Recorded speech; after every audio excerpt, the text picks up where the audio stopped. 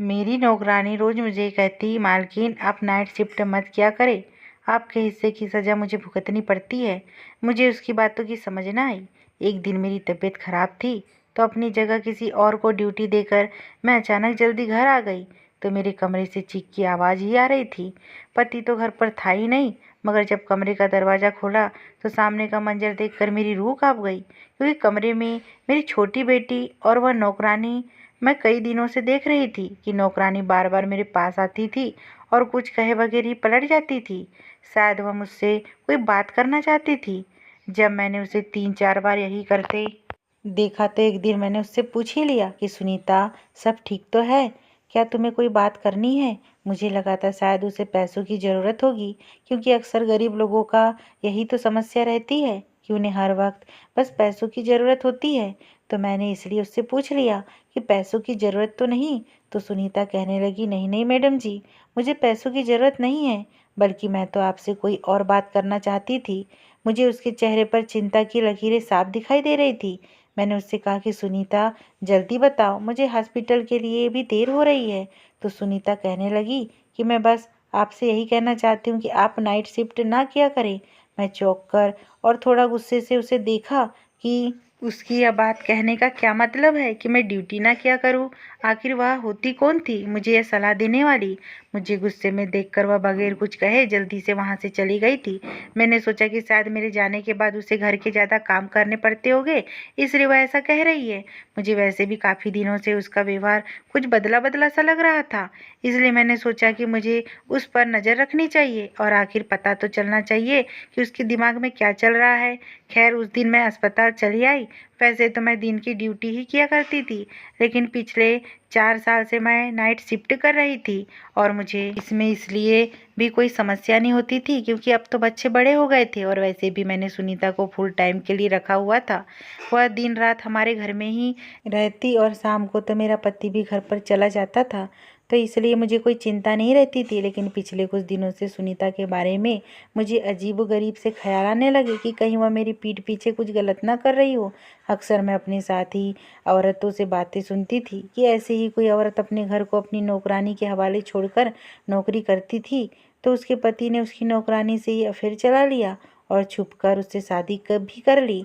जब से मैंने ये खबर सुनी थी मुझे तो किसी भी पल चैन नहीं मिल रहा था। एक तरफ तो मुझे अपने पति पर पूरा विश्वास था कि मेरा पति ऐसा कुछ भी मेरे साथ नहीं कर सकता, और मुझे उस नौकरानी पर भी विश्वास था क्योंकि वह एक बहुत ही शरीफ औरत थी। लेकिन फिर मैंने सोचा कि किसी को बदलते हुए देरी कितनी लगती है। मैंने अपने पति और नौकरानी पर नज़र रखने का फैसला कर लिया। मैं सुबह देर तक सोई रहती थी, इसलिए मेरे पति सुनीता के हाथ का ही नाश्ता करके चले जाते थे। मैंने सोचा कि मुझे खुद उठकर उनको नाश्ता बनाकर देना चाहिए, लेकिन सारी रात ड्यूटी करने के बाद मैं इतनी थक जाती थी कि जब मैं 6 बजे लौटकर घर आती तो गहरी नींद में सो जाती थी और फिर उठने का मन ही नहीं करता था। 6 बजे की सोई मैं दोपहर 2 बजे उठा करती थी। लंच करने के बाद मैं अपने प्राइवेट क्लिनिक पर बैठ जाया करती थी, क्योंकि अस्पताल की नौकरी के अलावा मैंने एक प्राइवेट क्लिनिक भी रखा था जिसमें मैं गरीब लोगों का मुफ्त में इलाज किया करती थी। क्लिनिक से आने के बाद शाम की चाय पीने के बाद मैं अस्पताल चली जाया करती थी। कभी कभी मेरे पति मुझसे शिकायत भी करते थे कि अंजलि, तुमने तो अपनी ज़िंदगी को इतना बिजी कर लिया है कि उसमें मेरे लिए टाइम ही नहीं है। आखिर मुझे भी तुम्हारी ज़रूरत महसूस होती है। लेकिन मेरे पति बहुत अच्छे थे, मैं उन्हें बहुत जल्दी मना लिया करती थी और वह भी मेरी बात को समझ जाया करते थे। ज़िंदगी की यही रूटीन चल रही थी। कुछ दिन तो यूं ही सुकून से गुजर गए। मुझे ऐसी कोई भी बात नज़र नहीं आई तो मैं भी कुछ सुकून से हो गई थी। लेकिन सुनीता एक दिन फिर मेरे पास आई और कहने लगी, मैडम जी, अगर आप मेरी बात माने तो आप अपनी ड्यूटी दिन के समय में करवा ले। आपके जाने के बाद आपके किए की सज़ा मुझे भुगतनी पड़ती है। इस बार वह बहुत गुस्से में कह रही थी और अपनी बात खत्म करके वहाँ से जा चुकी थी। उसकी बात सुनकर मैं तो हैरान रह गई थी कि मेरे हिस्से की सज़ा का क्या मतलब था। कहीं वह मेरे हिस्से का समय मेरे पति के साथ तो नहीं गुजार रही थी। यह सोचते ही मेरे कदमों तले से ज़मीन जैसे सरकने लगी थी। मेरा विश्वास था जो मेरे पति के ऊपर वो डगमगाने लगा था। लेकिन फिर मैंने सोचा कि नहीं, ऐसा नहीं हो सकता, वह बस ऐसे ही कह रही होगी। लेकिन फिर भी मुझे जानना तो चाहिए कि आखिर उसकी इस बार की जीत के पीछे मकसद क्या था, कि मैं नाइट शिफ्ट ना करूं, दिन की ड्यूटी करवा लूं। मैं एक डॉक्टर थी और मैंने सारी ज़िंदगी ईमानदारी से काम किया था और कभी कोई एक्स्ट्रा फेवर या किसी का एहसान नहीं लिया था। अस्पताल वाले जो भी ड्यूटी लगाते हैं, मैं खुशी से उसे स्वीकार करती थी और पूरी लगन से उसको निभाती भी थी। अभी भी नाइट शिफ्ट के लिए बात कर रखी थी कि मैं नाइट ड्यूटी कर लूँगी, मुझे कोई दिक्कत नहीं है और अब मैं इसे अचानक से छोड़ नहीं सकती थी। मेरी बात खराब हो जाती। इतने सालों से मैंने मेहनत से काम कर रही थी और कभी मैं अपनी बात से नहीं फ्री थी। पूरे स्टाफ को मेरे ऊपर बहुत ज़्यादा भरोसा था, लेकिन मैं इस तरह अपने घर को तोड़ना भी नहीं चाहती थी। मैंने सोचा कि कुछ ना कुछ तो करना ही होगा। सुनीता मेरे घर पर पिछले 1 साल से नौकरी कर रही थी और इतने अरसे के दौरान ना तो उससे मुझे कोई शिकायत थी और ना ही मुझे उससे वह एक विधवा औरत थी। उसके 2 बच्चे थे जिनको पालने की खातिर वो मेरे घर पर नौकरी करती थी। मैंने उसे नौकरी के पहले दिन ही कहा दिया था कि तुम्हें 24 घंटे के लिए यहीं पर रहना होगा। उसके बच्चों की टेंशन नहीं थी क्योंकि उसके बच्चों की देखभाल करने के लिए उसके माँ बाप थे और वह गांव में रहते थे। वह अकेले ही हमारे घर पर रहती थी और जो भी तनख्वाह मिलती थी वह अपने गांव अपने बच्चों की देखभाल के लिए भेज दिया करती थी। हालांकि मैंने उसे कई बार कहा भी था कि अगर तुम चाहो तो अपने बच्चों को भी यहाँ पर बुला सकती हो, जहाँ तुम रहती हो वहाँ पर तुम्हारे बच्चे भी रह लेंगे। मगर ना जाने क्या बात थी, वह मना कर देती थी। उसके साथ समय बहुत अच्छा गुजर रहा था। आज तक उसने कभी किसी की शिकायत नहीं की थी, लेकिन अब पिछले कुछ दिनों से मैं देख रही थी कि उसका व्यवहार अजीब सा हो गया था। वो बस हर वक्त मुझसे एक ही बात करती कि मैडम जी अपनी ड्यूटी दिन के समय करवा ले, रात को घर पर रहा करो। मुझे कुछ समझ नहीं आता था आखिर रात को ऐसा घर पर क्या होता है जिसकी वजह से वह इतना घबरा कर मुझे यह बात कहती है। एक दिन ऐसा हुआ कि मैं ऑन ड्यूटी थी कि अचानक एक नर्स मुझे आकर कहने लगी कि कोई औरत है बड़ी दूर से आपसे मिलने आई है। मैंने पूछा क्या वह कोई मरीज है, क्योंकि इस वक्त मेरी ड्यूटी इमरजेंसी में थी। तो वह कहने लगी नहीं, वो आपकी कोई रिश्तेदार है। मैं हैरान होते हुए बाहर आई कि मैंने कौन से रिश्तेदार इस वक्त मुझसे मिलने अस्पताल आ सकती है। मैं बाहर गई तो एक अनजान औरत को सामने खड़ा पाया। मैं हैरत के मारे देखकर पूछा आप कौन हैं और मुझसे क्यों मिलना चाहती है। तो कहने लगी क्या आप ही डॉक्टर अंजलि है। मैंने कहा जी हाँ, मैं ही डॉक्टर अंजलि हूँ। मेरी बात सुनकर उसने एकदम से मोबाइल का कैमरा निकाला और मेरी तस्वीर खींचकर अचानक से भाग गई। मुझे तो कुछ सेकेंड के लिए समझ ही नहीं आया कि मेरे साथ हुआ क्या, और जब तक मैं समझती वह मुझसे दूर भाग चुकी थी। मैं जल्दी से उसके पीछे भागी, उससे पूछ सकूं कि उसने मेरी तस्वीर क्यों खींची है और आखिर वह है कौन। लेकिन वह बहुत तेजी से भागते हुए मुझसे बहुत दूर जा चुकी थी। मैं परेशान होते हुए वापस आ गई और सोचने लगी भगवान यह मेरे साथ क्या चल रहा है। कौन थी वह औरत और यहाँ क्यों आई थी। पता नहीं क्यों मुझे बहुत बड़ी गड़बड़ का एहसास हो रहा था, जैसे कुछ बुरा होने वाला हो। मेरी छठी इंद्रियां बार बार मुझे इशारे दे रही थी कि शायद मेरी ज़िंदगी में कुछ तो बहुत गलत होने वाला है। मैं यह बात जानती थी कि मैं अपने घर वालों और अपने पति को बहुत ज़्यादा नज़रअंदाज कर रही हूँ, क्योंकि रात को ड्यूटी बहुत थका देने वाली होती है और सुबह तक मैं लेट से उठती थी। जब मैं सोकर उठी तब तक मेरे पति ऑफिस के लिए निकल चुके होते थे और जब रात को मैं ड्यूटी पर जाना होता था तब तक वह ऑफिस से आते ही नहीं थे। अजीब सी जिंदगी हो गई थी। काफ़ी दिनों से मेरे पति से तो मेरी बातचीत ही नहीं हो पा रही थी। मुझे इस बात का एहसास हुआ तो मैंने फ़ौरन से अपना मोबाइल निकाला और अपने पति को कॉल करने लगी। मैंने सोचा कम से कम फ़ोन पर ही बात कर लूँ, लेकिन मेरे पति मेरा फ़ोन नहीं उठा रहे थे। फिर मैं उनके ऑफिस के नंबर पर कॉल की तो उनके सेक्रेटरी ने बताया कि वह तो पिछले कई दिनों से दफ्तर ही नहीं आ रहे थे। सेक्रेटरी की बात सुनकर मैं तो हैरान ही रह गई थी। मुझे तो कुछ खबर ही नहीं थी कि वह दफ्तर जा भी रहे या नहीं, लेकिन परेशानी वाली बात तो यह थी कि वो रोजाना घर से दफ्तर के लिए निकलते थे, फिर ऐसे कैसे वह कहीं जा सकते हैं। अगले दिन मैंने सोचा कि मैं छुट्टी कर लेती। जब मैं यह बात घर में बताई तो सब बहुत खुश हुए, खास तौर पर मेरी नौकरानी सुनीता के चेहरे पर तो सच्ची खुशी के हाव भाव नजर आ रहे थे। रात का खाना खाकर फ्री हुई तो मैं ऐसे ही टहलने के लिए बाहर आ गई तो मैंने देखा सुनीता किसी से फ़ोन पर बात कर रही थी और वह किसी को बता रही थी कि मैडम जी आज घर पर ही है। शुक्र है कि आज मेरी जान छूट गई, वरना तो उनके हिस्से की सज़ा भुगत भुगत के साथ मेरा दम ही निकल जाता। जब मैं उसके करीब गई तो उसने जल्दी से घबरा कर फ़ोन बंद कर दिया। मैंने उससे पूछा कि किससे बात कर रही हो, तो कहने लगी किसी से भी नहीं, अम्मा से अपने बच्चों का बस हालचाल पूछ रही थी। मुझे अब सुनीता के बारे में शक हो चुका था, या कोई तो खिचड़ी जरूर पका रही है, या फिर मुझसे कोई बड़ी बात छुपा रही है। कहीं ऐसा तो नहीं ये किसी गलत काम में पड़ गई हो। मैंने सोचा कि आज घर पर रहकर देख लेती हूँ आखिर यहाँ पर ऐसा होता क्या है। लेकिन मुझे तो कुछ भी ऐसा गलत महसूस नहीं हुआ। सब लोग बड़े आराम से सोए रहे। मेरा पति मेरी छुट्टी का सुनकर बहुत खुश हुआ था, कहने लगा कि कितना समय हो गया है, हमें एक साथ समय गुजारने का मौका ही नहीं मिला। मैं भी सोचने लगी, क्या यह वाकई खुश है या खुश रहने का नाटक कर रहे हैं। मैं उसे खोजते हुए नज़रों से देख रही थी। कहीं ऐसा तो नहीं कि मेरे घर से जाने के बाद उसका और मेरी नौकरानी का कुछ चक्कर चलता हो, इसलिए वह मुझे कहती है कि आप घर पर ही रहा करें। मेरी एक बेटी और एक बेटा था। बेटी कॉलेज में पढ़ती थी, बेटा छोटा था और वह स्कूल जाता था। इस घर में हम बस 4 ही लोग थे और मेरा ख्याल था कि इतने सारे लोगों के लिए कभी सुनीता के अलावा किसी और को रखने के बारे में सोचा ही नहीं। और अगर 1-2 बार मैंने अपने घर वालों से पूछा भी कि सिर्फ एक और नौकरानी काफ़ी है, इसलिए मैंने नौकरानी रख लूँ, तो सब ने सुनीता की बहुत तारीफ करते हुए कहा था कि उसके होते हुए उन्हें कोई परेशानी नहीं, तो फिर क्या ज़रूरत है कोई दूसरी नौकरानी रखने की। तो मैं भी सुकून से हो गई थी। इसलिए कुछ दिनों से मैं देख रही थी कि सुनीता और मेरी बेटी रिया आपस में कुछ ज़्यादा ही प्यार से रहने लगे थे। रिया हर वक्त सुनीता के आसपास रहती, कभी उसके कमर में बाहें डाले खड़ी होती, कभी उसके गालों पर प्यार कर रही होती। मुझे देखकर बहुत अजीब लगता था, आखिर वह सुनीता को इतना प्यार क्यों करने लगी थी। मैं यह भी देख रही थी कि रिया तो सुनीता के करीब जाने की कोशिश करती थी, उसे प्यार करने की कोशिश करती थी, लेकिन सुनीता उससे दूर भागती थी। खैर उस दिन मैंने पूरा दिन और पूरी रात घर पर रहकर देख लिया था। मैं अस्पताल भी नहीं गई थी और क्लिनिक पर भी नहीं बैठी थी। मुझे कुछ भी अब नॉर्मल दिखाई नहीं दिया था, सिवाय इसके कि मेरी बेटी रिया सुनीता के कुछ ज़्यादा ही करीब होने की कोशिश कर रही थी। लेकिन मैं इस बात को इग्नोर कर दिया कि हो सकता है मैं तो घर पर रहती नहीं हूँ, सिर्फ सुनीता ही घर पर होती, तो सुनीता से उसका दिल लग गया होगा और कोई बात नहीं थी।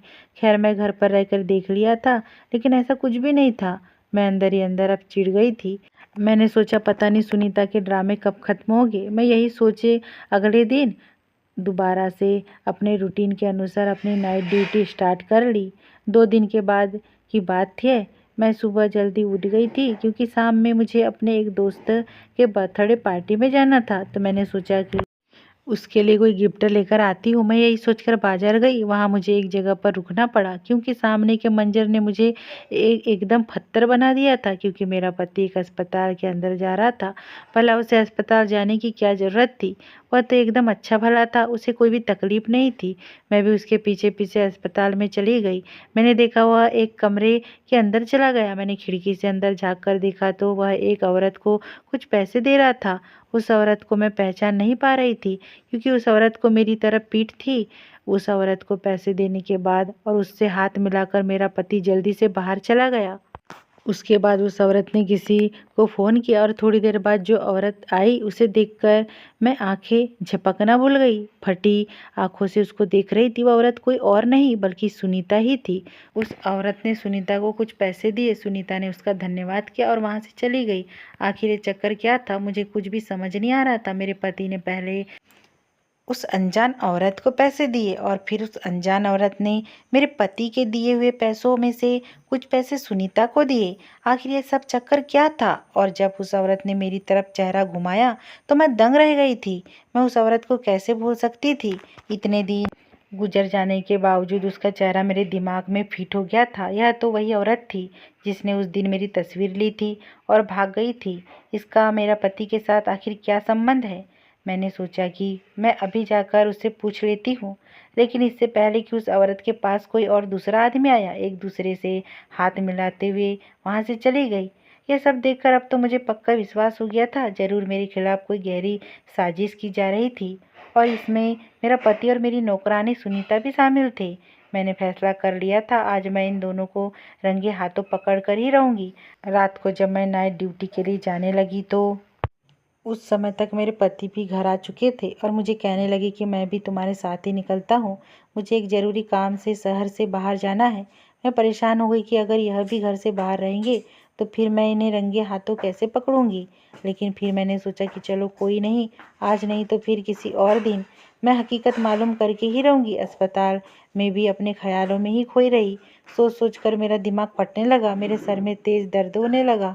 सर्जन डॉक्टर राउंड पर आए तो मेरी खराब तबीयत देखकर कहने लगे, मेरा ख्याल है कि आप नाइट ड्यूटी नहीं दे सकेंगी, आपको घर चले जाना चाहिए। सर में इतनी तेज दर्द था, मुझे भी लग रहा था कि मैं यहाँ अब और ज़्यादा नहीं रह सकती, वरना मेरी तबीयत और ज़्यादा ख़राब हो जाएंगी। मैं अपनी जगह किसी दूसरे डॉक्टर को ड्यूटी दी और बगैर बताए घर चली आई। आज से पहले मैं कभी यूँ अचानक रात के समय घर पर नहीं आई थी। दरवाज़ा बंद था। मैंने सोचा उन लोगों को जगाने से अच्छा है कि मैं खुद ही अपनी चाबी से दरवाज़ा खोलूँ। अंदर दाखिल होते ही मुझे अंदाज़ा हो गया, शायद मेरे पति अभी तक घर वापस नहीं लौटे थे, क्योंकि उनकी गाड़ी वहाँ पर नहीं थी। मैं चुपचाप अपने कमरे की तरफ बढ़ने ही लगी थी कि अचानक मुझे चीख की आवाज़ सुनाई दी। आवाज़ ऊपर से आ रही थी। मैं भागते हुए ऊपर गई तो चीख की आवाज़ अभी भी मेरी छोटी बेटी के कमरे से आ रही थी। मैंने आगे बढ़कर दरवाज़ा खोलने लगी। एकदम से दरवाज़ा खुला। सामने का मंजर देखकर तो मेरी खुद की चीखें निकल गई, क्योंकि वो मंजर ही ऐसा था जिसने मुझे हिलाकर रख दिया था। मैंने देखा कि मेरी बेटी मेरी नौकरानी को बुरी तरह से पीट रही थी, और वो चीख की आवाज़ भी मेरी नौकरानी सुनीता की ही थी। मैं जल्दी से आगे बढ़कर उसे हटाया तो वह भी मुझे देखकर परेशान हो गई। सुनीता जल्दी से मुझे देखकर मेरे पास आई और मेरे पीछे छुप गई। कहने लगी, मैं इसलिए तो आपको कहती थी कि आप नाइट शिफ्ट ना किया करें, क्योंकि फिर आपके जाने के बाद मेरे साथ ऐसा ही होता है, और यह आज से नहीं बल्कि कई महीने से हो रहा है। मैंने अपनी बेटी को गुस्से में देखते हुए पूछा कि आखिर तुम सुनीता को क्यों मार रही हो? आखिर उसने ऐसा क्या किया है जो तुम उसे इतनी बुरी तरीके से पीट रही थी? तो मेरी बेटी ने आगे बढ़कर मुझे भी एक जोर का धक्का दिया। कहने लगी, आप हम माँ बेटी के बीच में मत बोले, आप जो भी है यहाँ से चले जाए। उसकी हालत अजीब सी हो रही थी। मैं फटी फटी आंखों से अपनी बेटी को देख रही थी। वह क्या बक रही थी। मैंने कहा, यह तुम क्या कह रही हो? मैं तुम्हारी माँ हूँ, यह तुम्हारी माँ नहीं है। मुझे लग रहा था जैसे वह अपने होश हवास में नहीं है। दूसरी तरफ सुनीता बहुत बुरी तरह से डरी हुई थी। उधर रिया की हालत भी खराब होने लगी थी। वह गुस्से के मारे कमरे का सामान इधर उधर फेंकने लगी थी।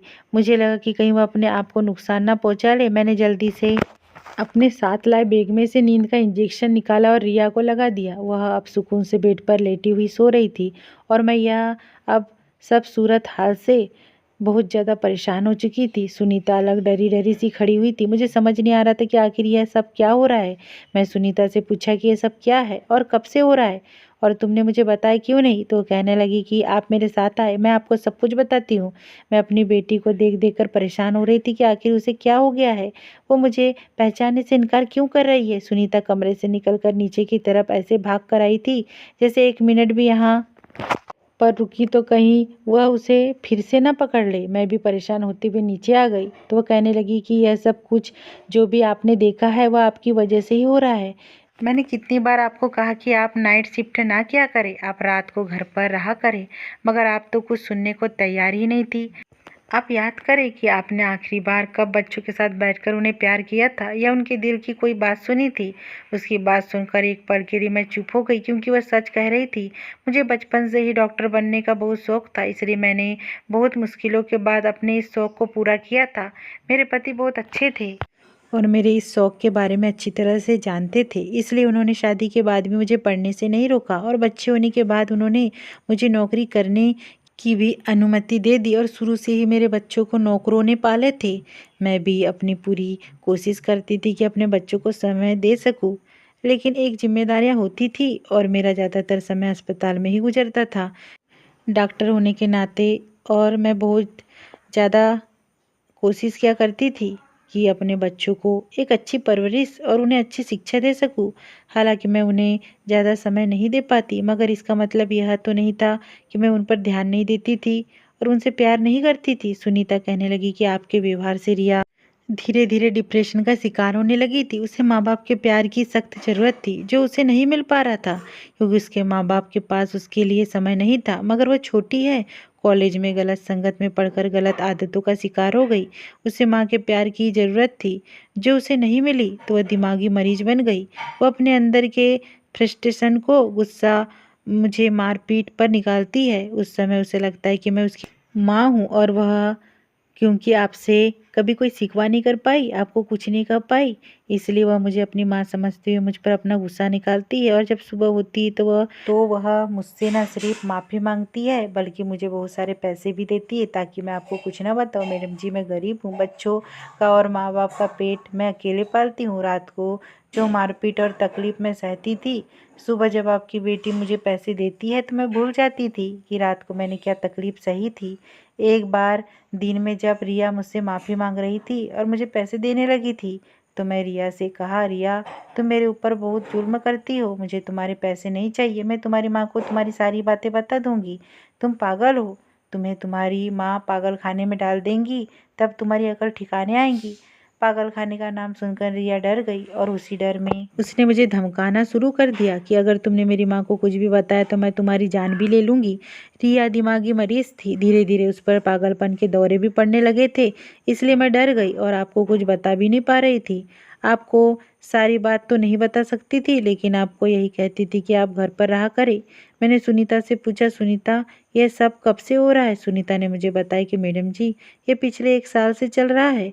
रिया का व्यवहार मेरे प्रति अभी आग तो कभी पानी की तरह होता है, कभी कभी लाड़ और प्यार से जीत करती है तो कभी कभी अपना सारा गुस्सा मेरे ऊपर निकाल देती है, तो कभी सारी रात मुझे अपने मनपसंद खाने बनवाकर मेरे हाथों से खाने की जिद करती है। वह सब कुछ जो एक बेटी अपनी माँ से चाहती है। वह मुझसे कहती थी कि मैं उसकी माँ बनने का नाटक करूँ, उसे वह सब खुशियाँ दूँ जो एक माँ अपने बच्चों को देती है।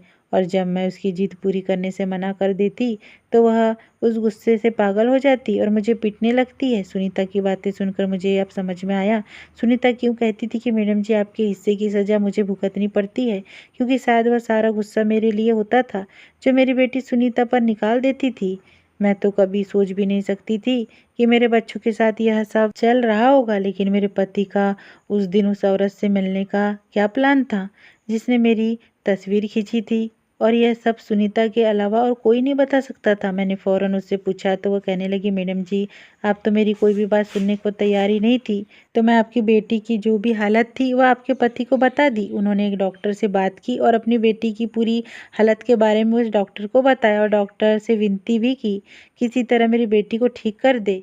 आपके पति नहीं चाहते थे कि आपको इस बारे में कुछ पता ना चलना चाहिए। वह भी एक डॉक्टर है और दिन रात लोगों की सेवा करती है। मैं चाहता हूँ कि मेरी पत्नी यह सब कुछ जानने से पहले ही मेरी बेटी ठीक हो जाए।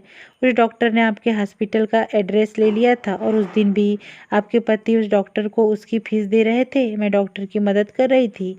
वह जब भी मुझे अपनी क्लिनिक बुलाती मैं चली जाती थी और वह मुझे आपकी बेटी के बारे में सवाल जवाब करती थी, इसलिए उसने उस दिन मुझे भी कुछ पैसे दिए थे। उस दिन आपने हमें देख लिया होगा। एक दिन उसे डॉक्टर ने मुझे बताया था कि मैं तुम्हारी मालकिन की कुछ तस्वीरें ली है। मुझे हैरत हुई। मैंने उस डॉक्टर से पूछा कि आपने मेरी मालकिन की तस्वीर क्यों ली है, तो वह डॉक्टर कहने लगी इसलिए ताकि मैं तुम्हारी मालकिन को शक में डालना चाहती थी। अब वह शक में पड़ गई है तो वह अब अपने घर पर ध्यान देंगी और अपने बच्चों पर भी ध्यान देंगी। उसे लगेगा कि जरूर कुछ ना कुछ खिचड़ी मेरे घर में पक रही है और वो अपने घर पर ध्यान देने लगेंगी। मैं तुम्हारी मालकिन को सब कुछ नहीं बता सकती क्योंकि तुम्हारे मालिक ने मुझे कुछ भी बताने से मना कर रखा है, लेकिन इस तरह शक में पड़कर वो कुछ तो अपने बच्चों पर ध्यान देंगी। सुनीता की सारी बातें सुनकर मुझे सब कुछ समझ आ गया था। मेरा सर शर्मिंदगी से झुक गया था। अपने शौक को पूरा करते करते मैं अपने बच्चों और अपने परिवार को इग्नोर कर बैठी थी। मेरे 2 बच्चे थे और कैसे पले बड़े मुझे कुछ होश ही नहीं था। मेरे बच्चे शुरू से ही अपने आप में मगन रहने लगी थी और मैंने कभी उस पर ध्यान ही नहीं दिया जिसकी वह हकदार थी, लेकिन मैं नहीं जानती थी कि उसका यह नतीजा निकल सकता है। उस वक्त मुझे समझ आया कि हम माँ बाप को अपने करियर के पीछे इतना भी पागल नहीं होना चाहिए कि अपने बच्चों को ही भुला दे। पति को मुझसे बहुत मोहब्बत थी, इसलिए वह नहीं चाहते थे कि मैं पछतावे की आग में जलूं, इसलिए वह खुद सारे मामले ठीक करना चाह रहे थे। मगर मैं अब समझ गई थी शायद उस डॉक्टर के अलावा मुझे भी अपना किरदार निभाना होगा। मैंने कुछ समय के लिए छुट्टी ले ली ताकि अपने घर अपने बच्चों को समय दे सकूं, और अब सबने मिलकर मेरी छोटी बेटी को ठीक कर लिया है और मैं भी उस दिन के बाद दिन की ड्यूटी लगवा ली, सुबह 10 बजे से शाम के 4 बजे तक, ताकि मेरे बच्चों को मैं कुछ समय दे सकूं। अगर ये स्टोरी पसंद आई हो दोस्तों और चैनल पे नए हो तो प्लीज़ चैनल को सब्सक्राइब और वीडियो को लाइक कीजिए। धन्यवाद।